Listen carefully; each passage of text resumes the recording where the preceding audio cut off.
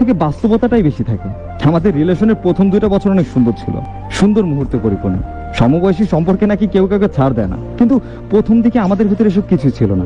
সম্পর্কের বয়স বাড়ার সাথে সাথে আমাদের রাগ, অভিমান, জেদ এসব কেন যেন বাড়তেই থাকলো। যেখানে আমরা ছোট্ট ভুলগুলোতে একে অপরকে ক্ষমা করে দিতাম, সেখানে আমরা কথা বলাই বাদ দিয়ে দিই। কেন যেন আমরা ইগো নিয়ে আসতাম, যে ভুল করছে সে আগে মাপ চাইবে, তারপরে কথা। প্রথম দিকে রাগ অভিমান হলে দুজন পাগল হয়ে যেতাম, আর সেখানে এমনও হয়েছে আমরা 6টা মাস কথা বলিনি। কি রাগ যেত আমাদের, ভাবতেই অবাক লাগে।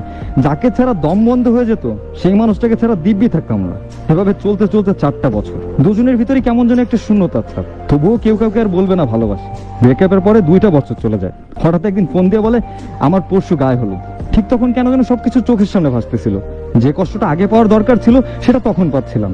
সম্পর্ক না থাকলেও ভাবতাম আমরা হারিয়ে তো যাচ্ছি না, কিন্তু যখন হারানোর সময়টা আসলো তখন ইচ্ছা করতেছিল আবার ফিরে যায়। আমি ফোন দিয়ে বললাম সবকিছু কি ঠিক করা যায় না? এই রাগ অভিমান ভুলে আবার কি ফিরে আসা যায় না? ওপাশ থেকে